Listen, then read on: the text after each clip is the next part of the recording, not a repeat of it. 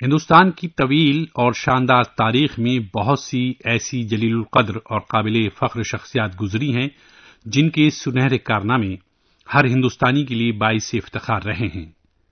تاریخ کے ہر دور اور ہر زمانے میں یہاں ایسے لوگ پیدا ہوئے جنہوں نے مختلف علوم اور فنون کے میدان میں کامیابی کا علم بلند کیا اور ملک میں شہرت و عزت حاصل کرنے کے ساتھ بیرون ملک بھی ایک معزز، منفرد اور قابل رشک مقام حاصل کیا۔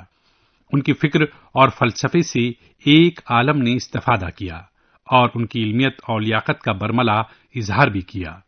ان کی بلند فکر اور دل کو چھو لینے والے فلسفے کی تفہیم کا عمل آج بھی جاری ہے۔ ان ممتاز شخصیات میں سوامی وویکانند کا نام کئی معنوں میں نمایاں اہمیت کا حامل ہے۔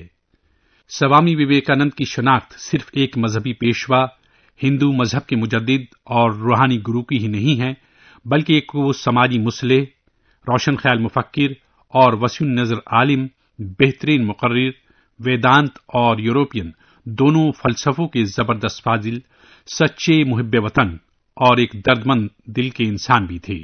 سوامی وویکانند کولکاتہ کے ایک بنگالی خوشحال کائس خاندان میں 12 جنوری سن 1863 میں پیدا ہوئے تھے۔ ان کا اصل نام نریندر ناتھ دت تھا۔ وہ ایک علمی اور مذہبی خاندان کے چشم و چراغ تھے۔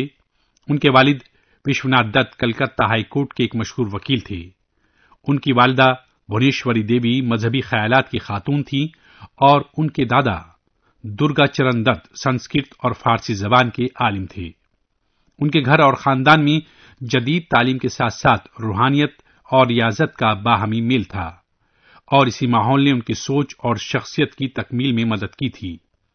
ان کا انتقال 4 جولائی 1902 میں ویلور میں ہوا تھا۔ سوامی وویکانند بچپن سے ہی مذہبی رجحان رکھتے تھے اور ان کو روحانیت سے خاصی دلچسپی تھی۔ ان کے گھر میں پابندی کے ساتھ پوجا پاٹ کا اہتمام ہوتا تھا۔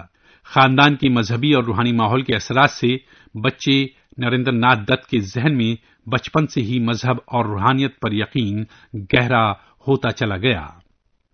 سوامی وویکانند بچپن سے ہی نہایت ذہین تھے اور اس کے ساتھ ساتھ شرارتی اور چنچل بھی۔ اسکول اور گھر میں ان کی شرارت کے قصے عام تھے، لیکن ان کی ذہانت اور قابلیت کی وجہ سے اساتذہ ان کی شرارتیں نظر انداز کر دیتے تھے۔ ان کی لیاقت، صلاحیت اور ذہانت کا یہ عالم تھا کہ ان کے اساتذہ بھی ان سے مروب رہتے تھے۔ کولکاتہ کے اسکاٹش چرچ کالج، جہاں سے انہوں نے گریجویشن کیا تھا، کے پرنسپل ولیم ہوسٹے نے تو یہاں تک کہہ دیا تھا کہ میں نے اتنی قابلیت اور ذہانت کا مالک کسی اور لڑکے کو نہیں پایا، یہ بڑا ہو کر نمایاں کام کرے گا۔ سوامی وویکانند کی تعلیم جدید انداز سے ہوئی تھی، لیکن انہوں نے جدید تعلیم کے ساتھ قدیم علوم میں بھی مہارت پیدا کر لی تھی۔ ان کی زیادہ تر تعلیم کلکتہ میں ہی ہوئی، جہاں انہوں نے فنون لطیفہ اور ادب کی تعلیم حاصل کی تھی۔ وہ اپنے کالج کے ایک ذہین طالب علم تھے۔ وہ فلسفہ، مذہب، تاریخ، سماجی سائنس، آرٹ اور ادب سمیت موضوعات کے ایک سرگرم قاری تھے۔ ان کو وید، اپنشد، بھگوت گیتا، رامائن، مہا بھارت اور پرانوں کے علاوہ مختلف ہندو صحیفوں میں شدید دلچسپی تھی۔ نریندر ناتھ دت کو ہندوستانی کلاسیکی موسیقی میں تربیت دی گئی اور یہ باقاعدگی سے جسمانی ورزش میں اور کھیلوں میں بھی حصہ لیا کرتے تھے۔ نریندر ناتھ دت نے مغربی منطق، مغربی فلسفہ اور یورپی تاریخ کی تعلیم اسکاٹش چرچ کالج سے حاصل کی تھی۔ سوامی وویکانند نے کالج کی تعلیم سے فراغت کے بعد اپنے اندر ایک عجیب قسم کی اضطرابی کیفیت محسوس کی اور انہیں لگا کہ جیسے ابھی منزل بہت دور ہے۔ اپنی بے چینی اور اضطراب کو دور کرنے کے لیے وہ اپنے زمانے کے کئی روحانی گرو کے پاس گئے اور آخر کار پرم ہنس رام کرشن کے نزدیک ہوتے گئے، اور پھر یہ نزدیکیاں اتنی بڑھیں کہ انہی کے ہو کے رہ گئے۔ سوامی وویکانند نے اپنے روحانی پیر کی وفات کے بعد ان کے پیغام کی نشر و اشاعت کا بیڑا اٹھایا۔ اس عظیم مقصد کے لیے انہوں نے اپنے گرو رام کرشن کے نام پر 2 بڑے مرکز بارہ نگر میں رام کرشن مٹھ اور دہلی میں رام کرشن مشن قائم کیا، جو ابھی تک ہندو مذہب کی احیا، تجدید اور اس کی قدیم ثقافت کی نشر و اشاعت کا کام بحسن خوبی انجام دے رہے ہیں۔ سوامی وویکانند اپنے گرو سوامی پرم ہنس رام کرشن دیو سے کافی متاثر تھے، جن سے انہوں نے سیکھا کہ ساری مخلوق ذات الہی کی ایک اوتار ہے۔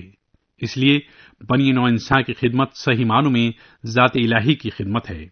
16 اگست سن 1886 میں اپنی موت سے قبل پرمہنس رام کرشن نے اپنے عزیز شاگرد کو گیروے رنگ کا خرقہ پہنا کے باقاعدہ دھرم گرو کا اعزاز بخشا۔ گیروے رنگ کا یہ خرقہ پہننے کے بعد انہوں نے اپنا نام نریندر دت سے بدل کر سوامی وویکانند رکھ لیا۔ سوامی وویکانند مذہبی رہنما ہونے کے ساتھ ساتھ قوم پرست بھی تھے۔